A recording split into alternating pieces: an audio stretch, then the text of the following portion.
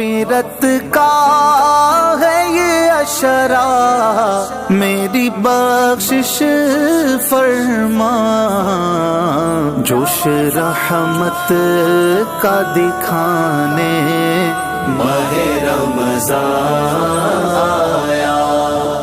احباب ذی وقار، 15 رمضان المبارک کو سبت رسول، ریحانہ رسول، محبوب رسول، لخت جگر علی المرتضیٰ، نور نظر حضرت سیدہ فاطمۃ الزہرا، برادر سید الشہداء حضرت امام حسن مجتبیٰ رضی اللہ تعالی عنہ، آپ کا یوم ولادت ہے۔ میری طرف سے تمام عاشقان رسول کو بہت بہت مبارک ہو۔ اللہ تعالیٰ ان کے صدقے میں کائنات عالم پر اپنی رحمتوں کا نزول فرمائے۔ آپ کی ولادت اقدس سے چند دن قبل نبی پاک علیہ السلام کی چچی ام الفضل نے ایک خواب دیکھا اور ڈر گئیں۔ حضور اکرم علیہ السلام کی بارگاہ میں عرض کی، حضور خواب دیکھا ہے بڑا ڈراؤنا۔ فرمایا سنائیے۔ عرض کیا ڈرتی ہوں۔ فرمایا سنائیے تو صحیح۔ انہوں نے عرض کیا کہ آپ کے جسم کا ایک ٹکڑا کٹ کر میری گود میں آیا ہے۔ فرمایا خواب ڈراؤنا ہے، تعبیر بہت اچھی ہے۔ عرض کی حضور فرمائیے۔ آپ نے فرمایا تالد فاطمہ تو انشاء اللہ غلامن و اول فی حجرے کا۔ فرمایا میری بیٹی فاطمہ ان قریب ایک بیٹا جنے گی اور سب سے پہلے وہ تیری گود میں آئے گا۔ ایک روایت میں دودھ پلانے کا ذکر بھی ہے، اور پھر ایسا ہی ہوا۔ امام حسن مجتبیٰ جب پیدا ہوئے، نبی پاک علیہ السلام کو پتہ چلا، آپ تشریف لائے۔ حضرت علی سے کہا کہاں ہے میرا بیٹا؟ آپ نے لا کے آپ کے دست اقدس پر رکھا۔ حضور اکرم علیہ السلام نے دیکھا، انتہائی خوش ہوئے۔ آپ نے خود گھٹی لعاب دہن کی صورت میں عطا فرمائی۔ اندازہ فرمائیں کیسی شانوں کے مالک ہیں آپ۔ آقا علیہ السلام نے خود آذان دی آپ کے کانوں کے اندر، اور پوچھا علی اس کا نام کیا رکھنا ہے؟ ایک روایت میں ہے کہ آپ خود رکھیں، ایک میں ہے کہ اس کا نام میں نے حرب رکھا ہے۔ فرمایا کہ میں اس کا نام حضرت ہارون علیہ السلام کے بیٹے کے نام پر شبر رکھتا ہوں۔ فرمایا حضور اس کا معنی کیا ہوتا ہے؟ فرمایا حسن۔ تاریخ الخلفاء کے اندر امام سیوطی رحمۃ اللہ علیہ نے لکھا ہے الحسن والحسین اسمان من اہل الجنہ۔ فرمایا حسن و حسین یہ جنتی نام ہیں، اور ایک روایت میں آپ سے قبل یہ کسی کا نام ہوا ہی نہیں ہے، ان کے لیے سنبھال کے یہ رکھا گیا تھا۔ کیسی شانوں کے مالک ہے۔ نبی پاک علیہ السلام کی ان سے محبت کا عالم یہ تھا کہ اکثر ان کے بارے میں پوچھا کرتے تھے۔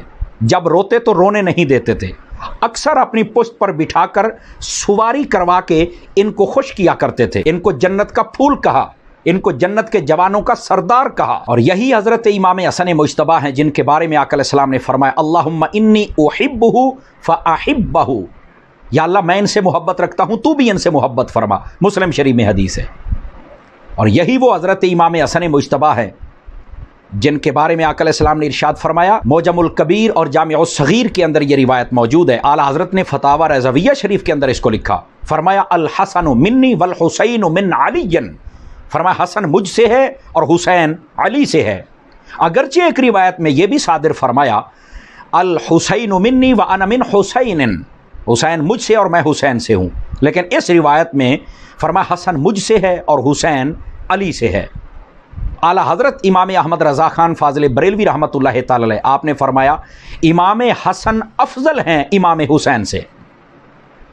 یہی حضرت امام حسن مجتبیٰ ہیں جن کی عبادت کا یہ عالم ہے کہ آپ فجر کی نماز پڑھنے کے لیے جب تشریف لے جاتے، سورج نکلنے تک ذکر فکر میں تشریف فرما رہے تھے۔ بعد میں لوگ آتے، مسائل کا حلقہ لگ جاتا۔ ہر رات آپ سورۃ الکہف پڑھ کے سوتے۔ 25 حج آپ نے پیدل فرمائے۔ لوگ کہتے حضور سواریاں تو ہیں تو آپ سوار ہو جائیں، تو آپ فرماتے جس کی بارگاہ میں جا رہا ہوں مجھے حیا آتی ہے، کیسے سوار ہو کے جاؤں؟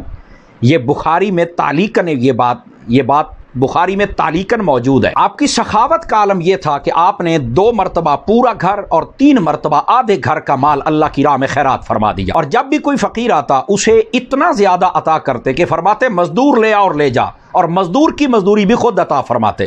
اور آپ اپنے شہزادوں سے فرمایا کرتے تھے، فرماتے بیٹے علم حاصل کرو، اس کو یاد رکھو، ہو سکے تو لکھ کے اپنے پاس رکھ لو۔ امام حسن مجتبیٰ کی یہ خوبصورت بات بالخصوص سادات کرام کے لیے اور بالعموم ہم جیسے غلامان سادات کرام کے لیے مشعل راہ ہے کہ ہمیں علم حاصل کرنا چاہیے، اسے یاد رکھنا چاہیے اور اسے لکھ کر اپنے پاس محفوظ بھی کر لینا چاہیے۔ تمام عاشقان رسول سے عرض ہے کہ حضرت امام حسن مجتبی رضی اللہ تعالی عنہ آپ کی زندگی کو پڑھیں اور سمجھیں کہ آپ کا مقام و رتبہ کیا ہے۔ سب سے پہلے سب سے آگے پاکستان کی ہر خبر پر نظر آپ کو دکھائے گا صرف لائٹ نیوز۔